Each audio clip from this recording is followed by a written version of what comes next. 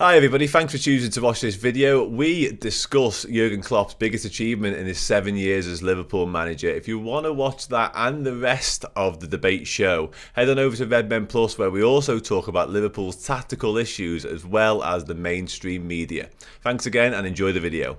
Jurgen Klopp, 7 years at Liverpool, last weekend I think it was, just over the weekend there. So we needed to mention him and sort of celebrate his success at Liverpool. So I'm asking, what is Jurgen Klopp's biggest success story or achievement at the club so far? Now, we know the Champions League, we know the Premier League. More than welcome to say them. We will be discussing them in the topic, but I wanted to broaden it out a little bit and talk about the best signing. You know, it could be the player development. I think Trent falls into that category as well. The fact, and people will raise eyebrows at this, the fact we've competed with Manchester City for so long, who were quite frankly, a force of nature when it comes to what they've been able to do over the last few years. And we might not have got the trophies in terms of the Premier League we deserve. But we've seen when Liverpool aren't at it, and I think it's going to pan out this season as well, City have run away with this league. So for us to sort of go toe-to-toe with them for so long has been phenomenal, in my opinion, under Jurgen Klopp. Not many teams would have been able to do it. What do we think then? Steve, I'll come to you first. I kind of like the idea centering for me around competing with City. We've taken players that, by and large, on football and ability alone, have no right to compete with City at the level that they have. The systems he's implemented have been amazing, and when they work, they're ruthlessly effective. And as we're seeing at the moment, when they don't work, they're pretty fragile. That's we have to live with that. In terms of 93 points, 92 points, 97 points, wins you a title every year, pretty much by one or two. That's ridiculous. There are a lot of people out there saying that this team, this squad, this era, we remembered as the team that only won the league once, despite claiming to be one of the best Premier League sides that we've seen. Well, they are, and their numbers suggest that. And we talk about Manchester City, and when are they going to fall off a cliff? When are they going to give us a chance? When are they going to not be the Manchester City that we see week in, week out? Well, they say the same about Liverpool. When are Liverpool going to go away? When are they going to stop pushing us? When are they going to let us have a free run at it? What's happened is both of the teams have conspired to push each other to levels this Premier League's never seen before. You've never seen a team with 97 and 98 points, 1 and 2 in the Premier League. You just don't see that. So for me, Klopp's biggest achievement is taking players of a lesser technical ability, creating a platform and a system that makes them unique. And the best example I can give you, and I think he's been a tremendous asset to the football club, is Jordan Henderson, like most players, has limitations in terms of what they can do. In Klopp's system, Jordan Henderson has been and can be a world beater because of the job that he gets given in the squad. Does he go and do the same thing at Manchester City? Who knows? You look at the players we've had, Wijnaldum, players like that, they were so good because they did what we wanted them to do, and they understood the plan and they understood the system and they did their jobs to the nth degree, and we became ruthlessly efficient. So for me, competing with City, with the players he's had, has been absolutely amazing. I actually think you're dead right, and I'm really glad you mentioned Jordan Henderson there, because he was somebody I had in mind for this, because you're right, if you think about sort of the individual talent across the Liverpool squad and compare it with like the City, you wouldn't, if you just looked at things like a single vision, just go, there's no way they can compete with them. That's just not going to happen. But Jurgen Klopp, John, has made us do that. He's given us that for 7 years, which is what the catalyst of this conversation is. I mean, I agree with Steve. I think that's is all when the dust settles on his reign in the future. That's what it will be. Liverpool took English football and made it competitive again. It showed people that they can compete with City. And for me, it's that plus the fact that he's dragged our club out of the doldrums from also-rans into people who won every trophy that's come their way. Fair enough that they're not winning 3 and 4 trophies in a season, which we think they deserve because they're so good. But they are competing with City, who've got endless resources. They've got 2 football teams. You look at us now. We've got Trent injured. We've only got a centre back who can cover for him. We've got midfield players who need a rest. Who have we got to come in?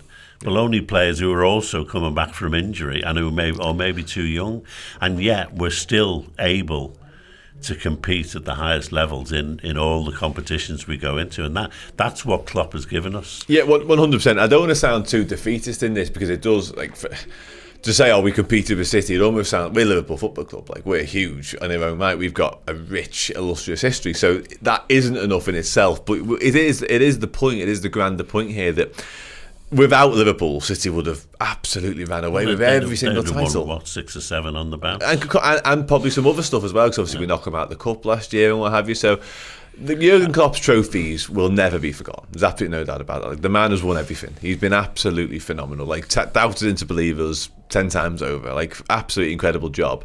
But there is a wider point in that he has allowed us to become something that we don't really have any right to be, Steve, if that makes sense, because our expenditure in years gone by hasn't given us the right. Like, you look at Andy Robertson, for instance, he signs them players a little bit unknown, who really knows what it's going to be, and he just makes them into something else. And he does it with Robertson, he does it with Trent as well in many ways. He brings him through the academy. Bobby Firmino, well, Rodgers had no clue what to do, and he's turned him into the best 100%.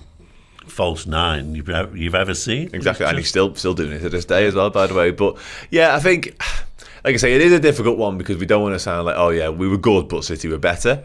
But at the same time, Steve, like I say, that is a big deal with what we're competing against. And I'm not being negative when I say that, by the way. John and I are a bit older than you, and I've been going to since the late 80s, and John since before that. And as great Liverpool sides came and went, great rivals came and went. Aston Villa had a go at it, Nottingham Forest had a go at it, Manchester United came back in. We saw an emergence from Everton for 4 or 5 years in the 80s, and we've been able to dispense with those challenges. This Manchester City thing is not something like we've seen before, and your point about unlimited resources is absolutely crucial. Everton, their team broke up, and Gary Lineker went to play in Spain, and Trevor Steven and Gary Stevens thought life was greener, the grass was greener in Scotland, playing for this Harlem Globetrotters Rangers side. But we're seeing a completely different beast at the moment, and that's because of the way football has evolved and the way money's come into football, and Manchester City's finances and their resources are unparalleled until very recent times. So I actually want to sell this as it's a wow moment that we've taken the likes of Adam Lallana and Andy Robertson and Bobby Firmino, as you two guys have said, and Klopp's man management to turn those guys from average is unfair, but from top level footballers to world class footballers should never be lost throughout now. And when we talk in the years to come about when he moves on and goes out and his career ends with Liverpool, John's right. That will be the thing we'll speak about. Look what he made Bobby Firmino into. And so I'm celebrating that rather than being negative. 100%. Let's not underestimate what we've achieved as well, because although we've only won the league once and we've lost it by a point, two seasons, included in that. Those seasons when we lost it by a point, City had some amazing luck, like that, a VAR decision at Everton, which would have lost them the game. And, I know football fans can point to all sorts of those things, but we were really close in those seasons. We really ran them to, I think the wider point is, like we mentioned earlier on, rival fans will just look at, you lost the league, you didn't win the league. But as Liverpool supporters, we can appreciate just how great that side was and how great those seasons were. Like, a few months ago, we nearly achieved immortality. We nearly won everything. Now, a lot of other clubs will just look at that and go, you won the League Cup and FA Cup. But for us, we played every single game. Also, we've been in the Champions League final 3 times. Yeah, 100%. Look at City. How often have they been in there? Just that once, wasn't it? We've been to 10 European Cup finals as a club. And the fact that City, despite winning the league, we're not able to win the Champions League says a lot about us, that we can go and reach 4 European finals in Klopp's era. That's phenomenal. No, it is 100%. But that's the thing that rivals, and again going back to the media, they don't want to look at that picture because they think, okay, it doesn't matter because you didn't win them. But you've got to be in it to win it. And, like you just said, we got to within 75 minutes of football immortality that will never be repeated because of the change in the structure of the Champions League. Now means you play more games anyway. So we came within 75 minutes of doing something that the three of us would never imagine that was possible. No, I wonder how much the after effects of missing out on those Massive. two. Yeah, Massive. We spoke about the confidence earlier. I wonder how much that Ilkay Gundogan goal has really hurt us. But yeah, just to say as well, he's done well, Klopp, in the past when we lost the league by a point. He got them up next season. back up playing the best of their ability. This season, it's been a bit of a struggle to get them back up. But, there's nobody we'd rather have in charge to do it, is there? Let's put it that way. Just to say that the comment again from Abe, thanks again for contributing, really appreciated. He personally will never stop talking about Jurgen's ability to develop world-class players and overperform as the underdog. It's not an accident because he did it at Dortmund and he got them to compete with Bayern Munich, who we've seen since Jurgen Klopp left the Bundesliga. Bayern Munich just have run riot with that league, essentially. Not so much this season, actually, as it happens, but I'm sure that'll sort itself out eventually.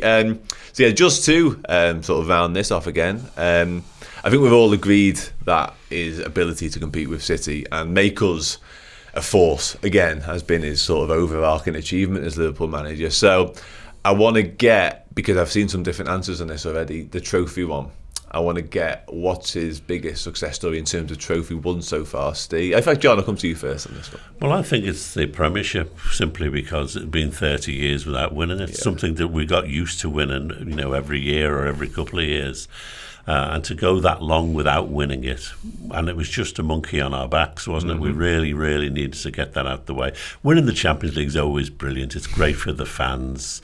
It makes you feel great that we're the team who've just conquered Europe and the World Club Championship as well.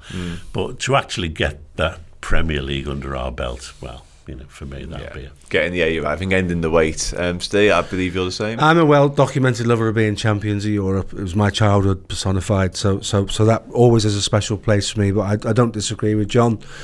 Winning the league 30 years after the last time we did it, with the changing face of football, with the different challenges that your Paisleys, your Dalgleish's and all those guys, your Joe Fagans, never had to deal with, football changed ridiculously so to drag us back from sort of Roy Hodgson saying we're not too big for a relegation battle to winning a Premier League title and taking the 30 years to do it is for me the biggest achievement of any Liverpool manager, let alone Jurgen Klopp's biggest achievement, purely because of the time between the two and the way that football changed. Yeah, well, I couldn't have said that any better myself. For me, it'd be the Premier League as well. I also have an affinity, like many Liverpool fans, with the European Cup, but I'm born in 1991. I'd never seen us win the English top flight. So yeah, mine would be the Premier League also. So thank you, Jurgen, for ending that, and thank you both for joining me on the debate show. It's been an absolute pleasure. Hey, what's happening, everyone? Hope you enjoyed that show. If you did, please do give the video a like and subscribe to the channel as well. If you want even more Liverpool content, even in video or podcast form, do check out Redmen Plus,